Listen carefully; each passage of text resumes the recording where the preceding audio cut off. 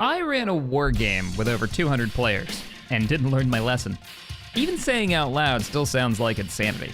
If you're new around here, hi, I'm Captain Shaq. I haven't slept for days and I've been running this YouTube channel for well over a decade, and along with it, the ARMCO Discord community, a sci-fi fiction gaming community with the original goal of players coming together to play big group cooperative games. Think Star Citizen way back in the day, or well, a bunch of other games that had big hopes but actually didn't really make it.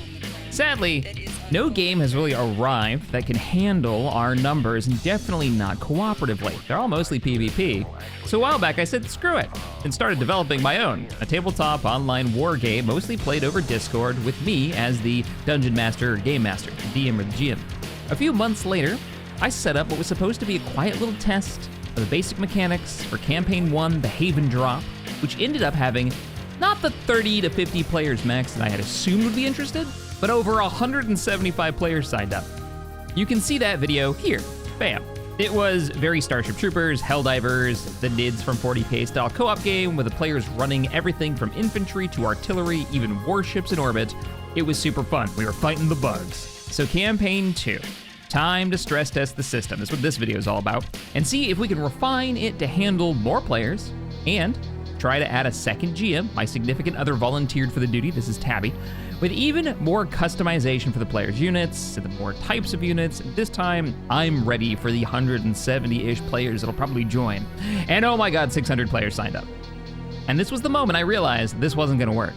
First thing I had to do was cap the game at 200 players, so that we'd be able to go through 200 orders 3 times a week, which is already breaking the major goal of the game, to play with the community in a massive co-op struggle. There's no way, even with the help of secondary GM, that I could process 200 orders that often. We're talking movements, combat actions, and other role-playing objectives that they're trying to accomplish. But don't worry, the story doesn't end here, as we've already started Campaign 3, where we've completely rewritten the rules to work for an even larger group. But that's a story that's gonna be coming out maybe shortly. If you wanna see that video, the progression of that campaign, let me know in the comments, and I'll make videos about how the new system works and the mechanics and all that jazz. But let's talk about Campaign 2, because that one's finished.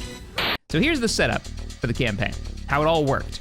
Players signed up and they picked a class of over 20, choosing infantry, tanks, light vehicles, fighter craft, bombers, you name it. Mechs were in there. They chose any customization options, spending resources from either the last campaign if they earned it, or if their class gets customization, like infantry could pick up certain weapon types that give them a little bit more variety. Mechs were the same way, they could choose a weapon system, and then orbitals had a bunch of customization, so you could be a carrier or a corvette or a destroyer, things like that. While vets who'd been in for a while could buy some really fun upgrades like heavier equipment or more varied ammunition. For an example, artillery had an equipment piece of explosive anchors that would allow them to deploy instantly when they arrived, so they didn't have to wait and could start lobbing shells across the map, but made them harder to move after being deployed. It took longer. It was fun stuff like that.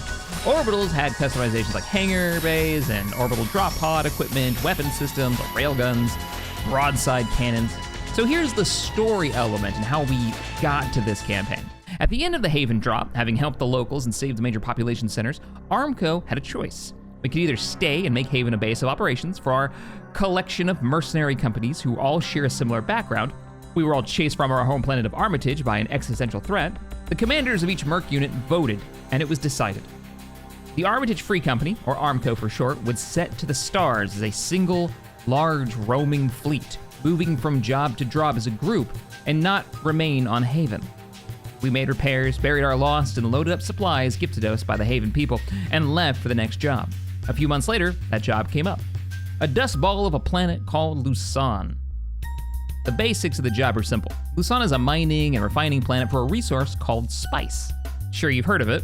They mine it from the dunes during the season and then transport it in bulk to the refinement by a massive hover train.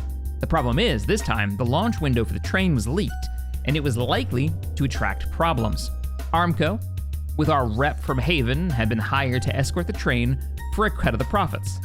Yes, I know, spice can be refined into a wide variety of medical and recreational products. Our job isn't to ask questions or judge, that's what the money's for. On arrival, things seemed fine. more than 200 ARMCO units arrived aboard the functioning orbitals that we have left and started to make landfall.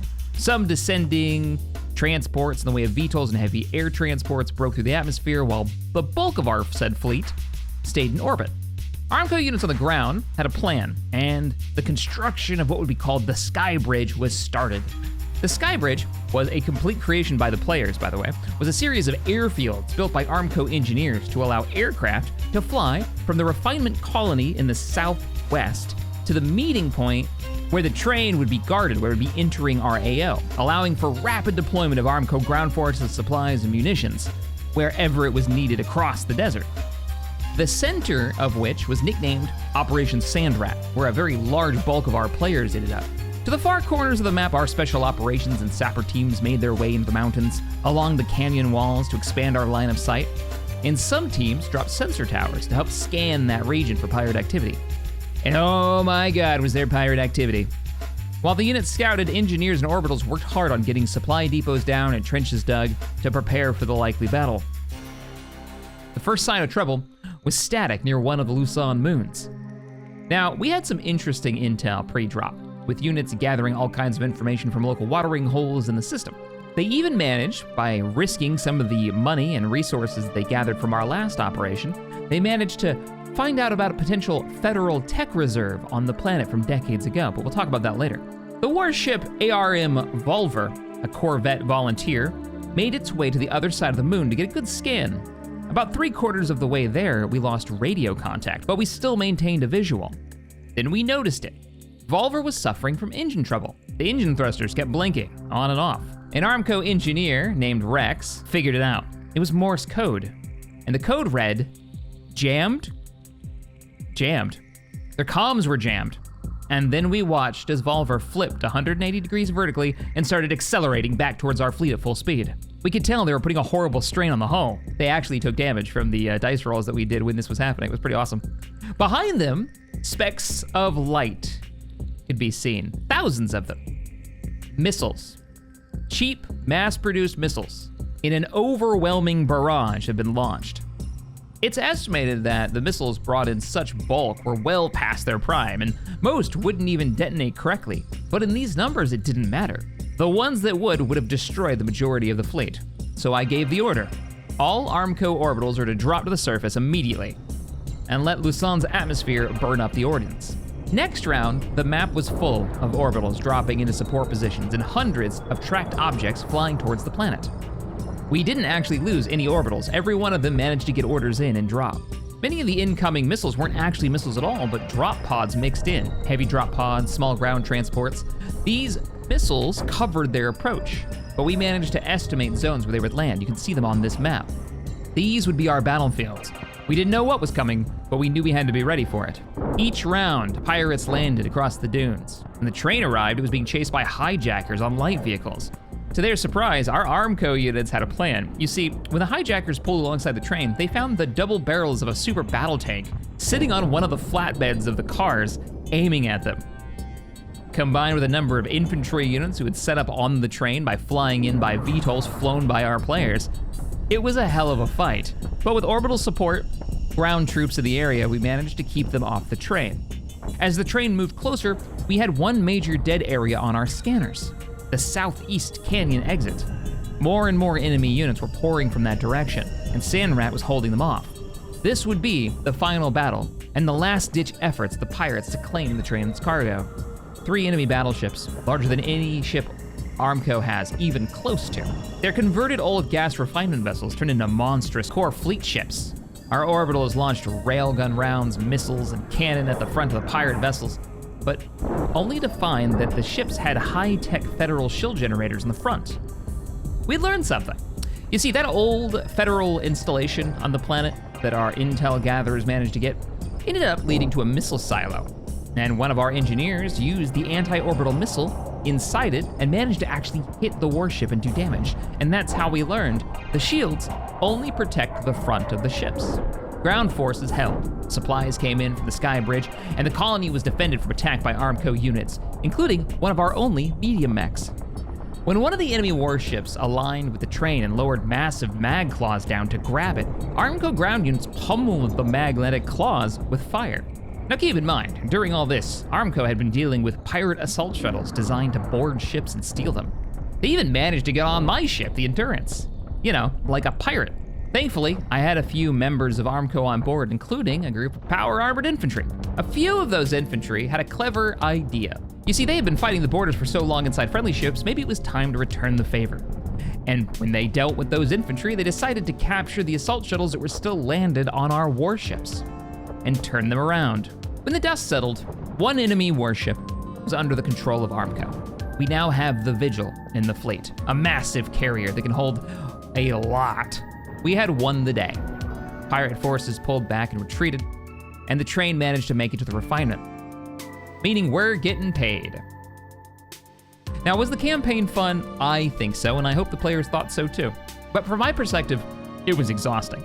From the amount of time needed to go through each round, upwards of 40 hours a week for 2 people, even with help, I had to go back to the drawing board on how the rules would work. We needed to get more players in the field and able to play. Now, we started, as I said, on Campaign 3 with some major overhauls to how the system works to bring in more players and to make the game flow even better. If you'd like to know more about what's changed and how we've managed this, because there's 350 players in the current campaign, I'd be happy to talk about it, so let me know in the comments below. If you were part of Campaign 2, what was your favorite part of it? Let me know in the comments so others can read it and they can see how cool this is. Because while I have seen old school forum like role-playing posts that have done large campaigns like this, I've never seen one where it actually had hard rules and mechanics that played at a good pace. And if you know of one or know of a game on a browser-based system that we could use as a platform for this, I'd love to hear about it because I have yet to find anything that exists that could work for our needs. All right, everybody, thank you so much for joining me. I can't wait to read the comments on this one, and I'll see you next time. Bye, everybody.